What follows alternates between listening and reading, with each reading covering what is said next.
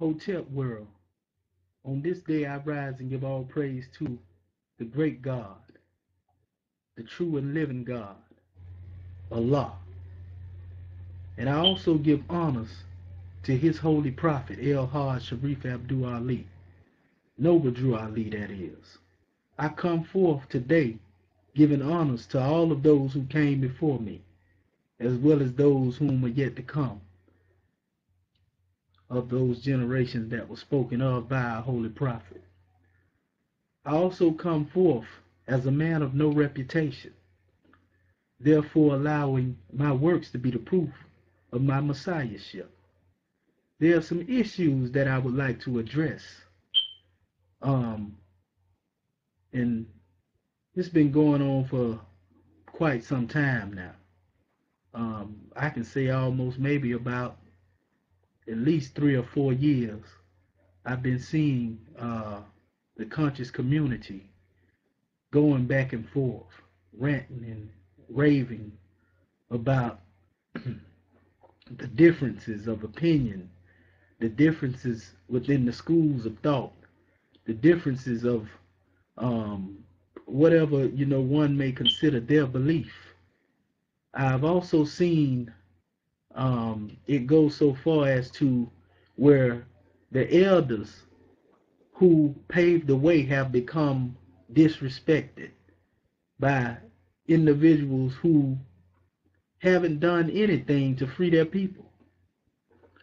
Not only have they not done anything to free their people, but they are not currently doing anything to free their people. But they are doing many things to divide their people. And it hurts me to see my people so divided, yet everyone claims to have the knowledge of being a scholar, the knowledge of being a mastermind, the knowledge of being an adept, the knowledge of being a grand whatever you want to call yourself. So, I think it's been a lot of wasting of time. And it's been a lot of speaking and demonstration about the problem, but less work in bringing forth the solution. And for the record, I would like to state that I give honors to every school of thought that came on the manifest here in occupied America, in the West. That goes for all of those, meaning all the way into that which came forth through the noble harbinger, Marcus Mosai Garvey. Not only do I honor him, but I honor the flag that he brought. Not only do I honor him, but I honor the concepts that he brought. I also give honors to other communities that came forth after the time of the advent of Prophet Noble Drew Ali, or the Egyptian adept, Professor Drew. And in giving honors, therefore giving honors to the works that were done by our brother Elijah Muhammad, known in the NOI, but known within the documents of the Moors, we know him as Elijah Poole Bey.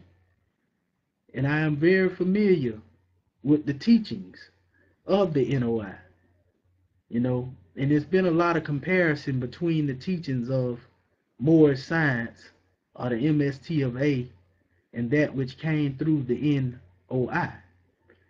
I come forth first and foremost to set the record straight. And in order to do that, we must go to the source of the confusion.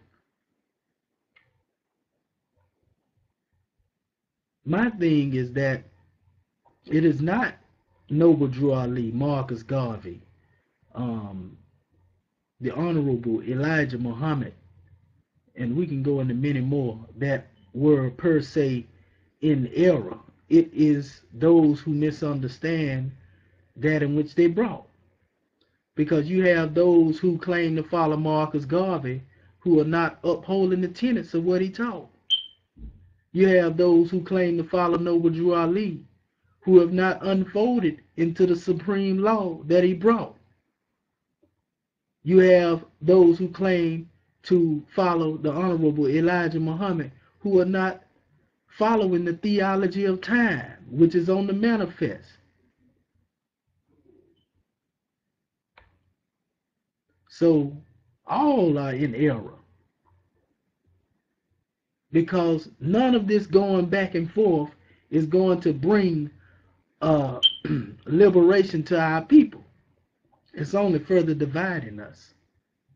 And I sat back and I watched many who are competing, fighting over crumbs from the master's table. Basically, that's what it seems like, with this competition that's going on. Competition has never freed us. Competition has never gave us any type of rewards that will bring us out of the conditions that we have been placed in through slavery. Competition has only caused us to go further into the hole of servitude, further into the hole of darkness, further into the hole of ignorance, and therefore within the hole of our own self-destruction if we ain't careful. And I'm going to be straightforward and blunt. I've seen a lot of works that has been done through the House of Consciousness. Through the brother Ali Muhammad, Sarnetta, Natural Tehudi, all these different individuals. I've seen a lot of them demonstrate. SARA, SUTEN, SETI, I've seen him debate on issues or whatever the case may be in regards to dealing with the Moorish teaching. I also seen Lord ABBA, Ras Sadiel.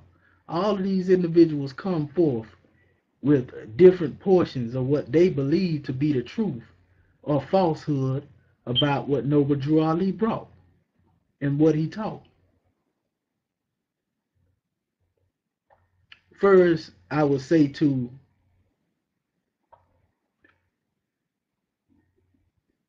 the brother Ali Muhammad, which is the most recent to post slanderous information brought forth against Prophet Noble Drew Ali. I would say to you, brother, would the Honorable Elijah Muhammad be proud of your actions in engaging in the separation of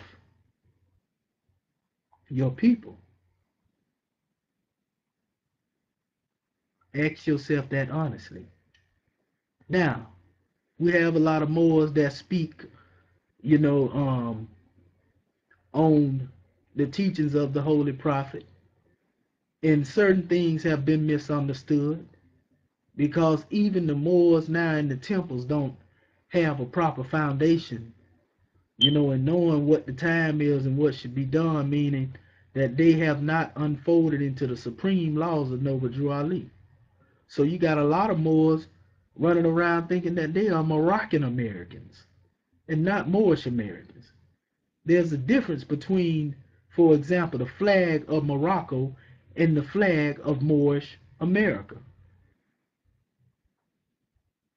And the difference is the flag of Morocco is just that, the flag of Morocco. The flag of Moorish America is a flag that not only was brought forth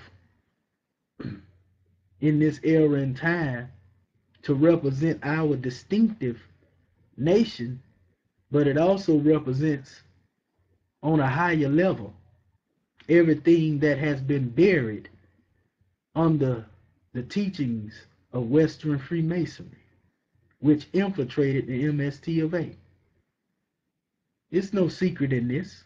This is not something a conscious Moor would try to cover up. But what we want to straighten out is the thought among many that Noble Drew Ali participated in such madness. You must understand that a God man can never submit his will to another man.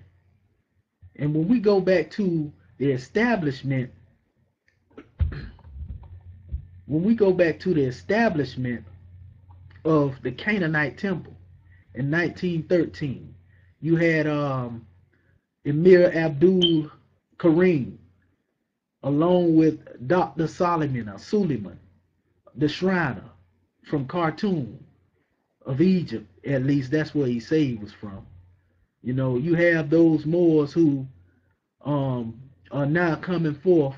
Ali Muhammad, you personally, you know, you are stating that this was the teacher of Noble Drew Ali. And I would say that you are sadly mistaken, brother. The information that you have come into contact with, you know, I had within my archives for the longest. And you know that you are not bringing forth everything that is there, because even within the document from which the picture of Dr. Suleiman or Solomon, the information where it derives from, they tell you that it's not for sure that they even have a proper knowledge of the time and the era that this man was and who exactly he was. So what you bring forth is only an assumption. And as to the statement that you haven't heard, you know, of Noble Drew Ali, or him being on the manifest in his teaching, being known as Noble Drew Ali, you know, before the time that the Moorish Science Temple was established later on in Chicago, I say to you, you know, you just lack the information or resource. And I'm going to show you why. Because proof that Noble Drew Ali was not only teaching prior to the establishment of the MST of A Incorporated, 1928, or, you know, whatever the case may be, all you have to do is go back to P. Nathaniel Johnson, who established the Fahimi Ethiopian Temple of Islam. And he actually broke away from the teachings of Moorish science around about the same time the Holy Prophet separated himself from the Canaanite temple. And the reason why he separated himself from the Canaanite temple, which was founded, you know, he basically, those co-founders that were with him, Dr. Suleiman and the brother Emir Abdul Karim. Basically, these individuals, one was trying to teach Masonry, or Masonic form of the Islamic doctrine, if you will, and another was speaking of Arabic, you know, are trying to teach the people the ancient, in his eyes, way of Islam from an Arab's perspective. And it was these that our brother Noble Drew Ali referred to when he stated, don't let foreign Muslims or Masons speak from your rostrum. He warned the Moors of this, and this is why he separated himself and broke off from the madness and the foolishness that took place during that time of the Canaanite temple, to set the record straight. Now, also, you know, there were other individuals who actually tried to oppose Noble Drew Ali. But the pattern that you see